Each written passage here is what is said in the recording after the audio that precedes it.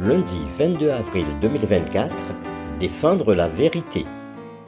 Chaque jour nous apporte de nouvelles opportunités ou de nouveaux défis, mais quel que soit ce que cette journée sera ou ce qu'elle a été, nous pouvons vous assurer que Dieu est présent et qu'il veille sur nous. C'est pour cela que nous vous accueillons avec la joie que Dieu met dans nos cœurs, dans l'aventure dans la parole, pour partager cette séquence avec vous. Notre communauté s'agrandit et c'est grâce à vous. Soyez vous aussi actifs avec nous pour répandre le message, en mettant un pouce, donc en likant, en partageant le lien. Nous vous invitons à vous abonner pour recevoir les notifications de chaque jour. Et pour un confort d'écoute en continu, nous vous proposons la playlist de chaque semaine. Le texte à mémoriser, que nous vous invitons à dire avec nous, se trouve dans Jean chapitre 3, les versets 14 et 15. Et comme Moïse éleva le serpent dans le désert, il faut de même que le Fils de l'homme soit élevé, afin que quiconque croit en lui ait la vie éternelle.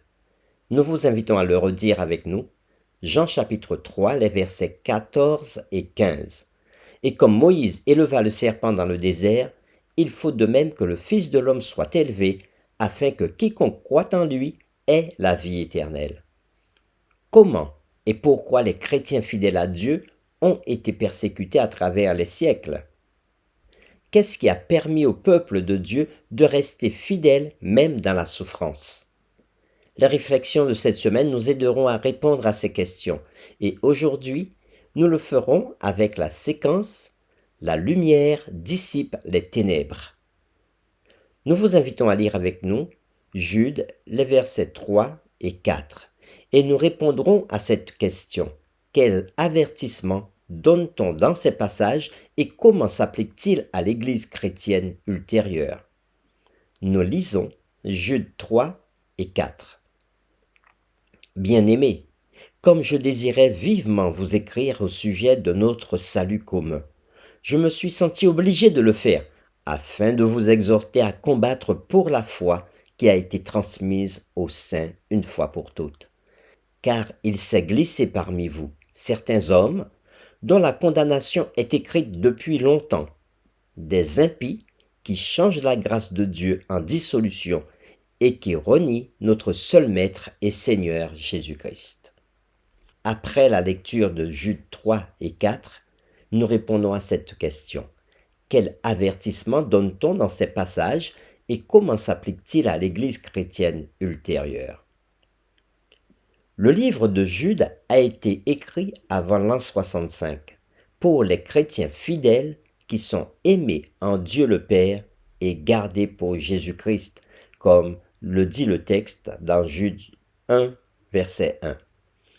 Ces croyants fidèles ont été exhortés à combattre pour la foi qui a été transmise aux saints une fois pour toutes, car il s'est glissé parmi vous certains hommes qui changent la grâce de notre Dieu en dissolution, nous dit le texte.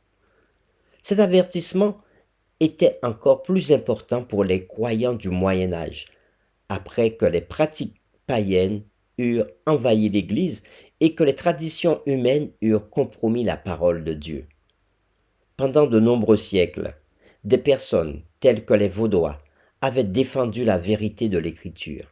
Ils croyaient que Christ était leur seul médiateur et que la Bible était leur seule source d'autorité. Il y eut toujours de vrais croyants attachés à la foi en Jésus-Christ, seul médiateur entre Dieu et les hommes, prenant les saintes Écritures pour leur unique règle de vie et sanctifiant le vrai jour de repos. Nous vous invitons à lire Apocalypse chapitre 2, le verset 10.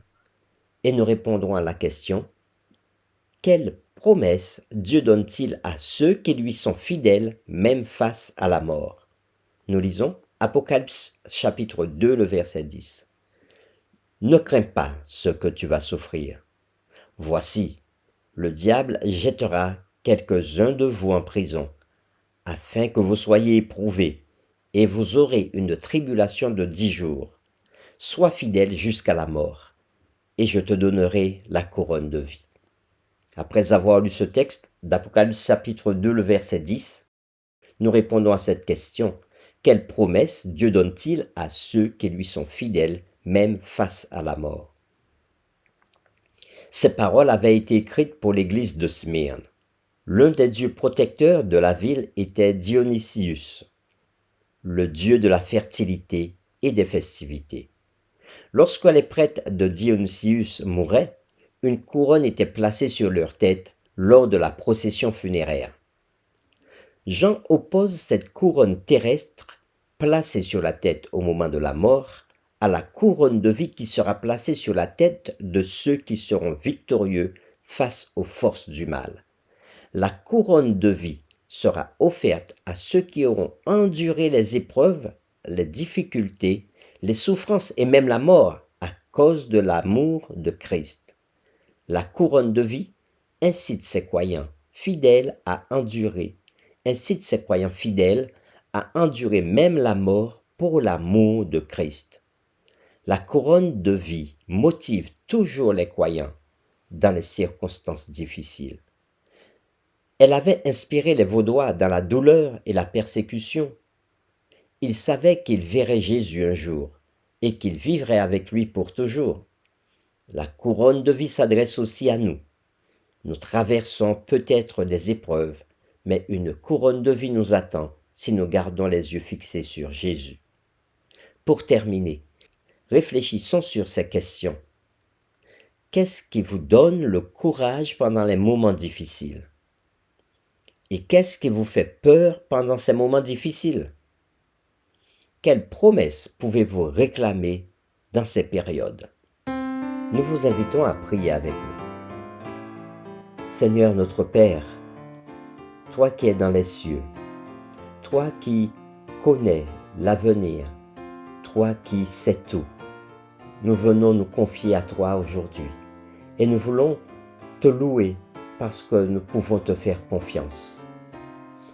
Oui, à travers la séquence d'aujourd'hui, nous avons vu que, au milieu de ton peuple, il s'introduit des personnes qui n'ont qu'un but: détourner tes enfants de la vérité.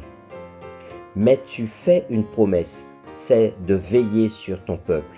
Et à travers les siècles, nous avons vu que différentes personnes te sont restées fidèles et ont mis leur confiance dans les Écritures et les Écritures seules, comme les Vaudois l'ont fait pendant des siècles. Aujourd'hui encore, tu nous appelles à te rester fidèles parce que tu nous fais une belle promesse. Tu nous invites à rester fidèles jusqu'à la mort parce que tu donneras une couronne de vie à tous ceux qui persévéreront. Aide-nous à te rechercher jour après jour et à mettre ta parole comme seule vérité pour nous conduire et nous aider à aller plus loin avec toi. Nous t'avons prié au nom de Jésus. Amen.